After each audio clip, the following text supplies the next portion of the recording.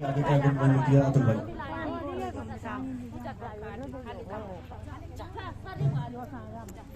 धन्यवाद प्रकाश भाई। आज हम लोगों ने ये क्या किया है, व्यवस्था बना दी। अब जब आंदोलन आगे जाएगा आपका, तो आपको हर चीज की व्यवस्था बनानी पड़ेगी। तो मंच की व्यवस्था बनाई है, कुछ लोगों की इसमें ड्यूटी लगाई है, कुछ लोगों की ड्यूटी लगाई है कि जो दरी कौन बिछाएगा, कुछ लोगों की ड्यूटी लगाई है कि माइक और इसकी व्यवस्था कौन देखेगा। तो जब आंदोलन आगे जाता है तो जैसे सेना सजती है ना, तो सेना तैयार होती है, क्योंकि हमारी लड़ाई यानी कि हम एक पूरी सेना है और हम जो है किसी के खिलाफ खड़े हैं।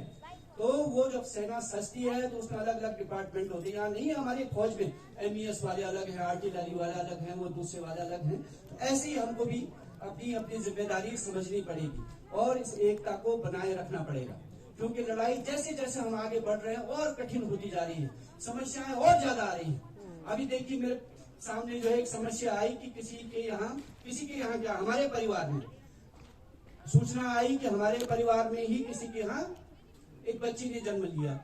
अब वो जो है यहाँ सिंघार में तो नहीं रह सकते, तो वो ले गए अपने ससुराल के नीचे चुनार। पता चला चुनार भी जो है डेंजर जोन हो गया। अब रात को पुलिस वहां पहुंच जा रही है घर पर। पुलिस कह रही है कि आप यहाँ से निकल जाओ, यहाँ नहीं रह सकते। अब हमारे यहाँ तो जब बच्चा होगा तो उसको आग भी चाहिए, पानी भी चाहिए, बाकी सब समस्याएं वो सब चाहिए।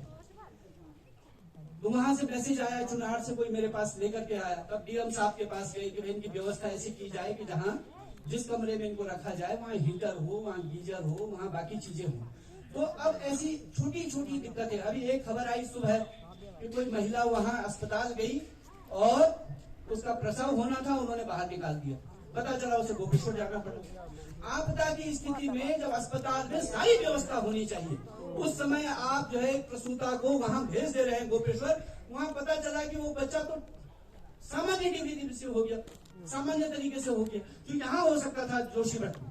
तो ये जो चीजें हैं, इस पर भी हम जब तक बोलेंगे नहीं, कहेंगे नहीं, तो ये होगा नहीं।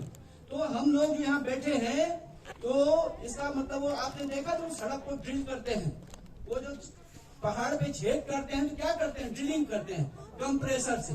तो हम लोग यहाँ जो बैठे हैं, हम कंप्रेसर हैं और हमारी ताकत से वहाँ जो प्रशासन है चट्टान की तरह मौन बना बैठा है, उस पर छेद हो रहा है इस तरह से। इसका ये महत्व है, इसका ये आप लोगों की जो एकता है। अभी कुछ खबरें आ रही हैं, बहुत सारे लोग इस प्रयास में लगे हुए हैं, बहुत सारे लोग इस कोशिश में लगे हुए हैं कि यहाँ से आप लोग चले जाएं, उठ जाएं, बात खत्म हो जाए। लेकिन जिस दिन आपने ये जगह छोड़ दी, उस दिन आप समझे हमारा भविष्य खत्म हो जाएगा। लगातार ये प्रेशर किया जा रहा है कि लोगों को उठा करके वहाँ पीपलकोटी भेज दो, लोगों को उठाओ और गौचर भेज दो, लोगों को उठाओ और मंडल भेज दो।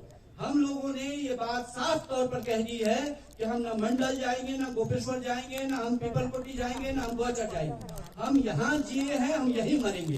हमने कोटी फार्म कहा है, हम कोटी फार्म से हिलने वाले नहीं है। हमने यहाँ फल संरक्षण के बगल वाली जमीन कही है, आप उसकी जांच कराइए, वहां हमें भेजिए।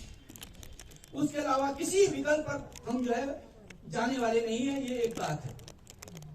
एक कल मैंने बात रखी थी सुप्रीम कोर्ट वाली, उसमें थोड़ा सा कंफ्यूजन ये हो रहा है कि आप लोग उसको समझ लें। पहले जो है हाई कोर्ट में किसी ने एप्लीकेशन डाली, जिन्होंने डाली उनका नाम है PC तिवारी। वो जो है परिवर्तन पार्टी, क्योंकि हम महाराज लोग जो है नाराज हो रहे हैं कि तुमने ऐसा कहा कि हमसे पूछ करके नहीं गए। तो वो जो PC तिवारी साहब हैं, उन्होंने हाई कोर्ट में पहले एप्लीकेशन डाली। उससे पहले क्या हुआ कि हाई कोर्ट के जितने वकील हैं, उन्होंने मुझसे संपर्क किया कि हम आपसे संपर्क करना चाहते हैं कि हम हाई कोर्ट में अपील करने जा रहे हैं, आपका इस पर क्या कहना है। तो मैंने जो है हाई कोर्ट के जितने लोगों ने मुझे फोन किया, उन सबको कहा 2021 में हम रेणी जब आपदा आई, उस समय हम हाई कोर्ट गए। किस बात के लिए गए? इस बात के लिए गए कि जो NTPC की परियोजना में लोग मरे, उसकी जिम्मेदारी NTPC पर आयद है। क्यों? क्योंकि NTPC को कहा गया था कि आप जो है एक अर्ली वार्निंग सिस्टम लगाओ, यानी कि कोई आपदा आए उससे पहले घंटी बज जाए ताकि लोग बच जाए। लेकिन उन्होंने नहीं लगाया, उसकी वजह से 150 से ज्यादा लोग उन्हीं की साइड पर मर गए।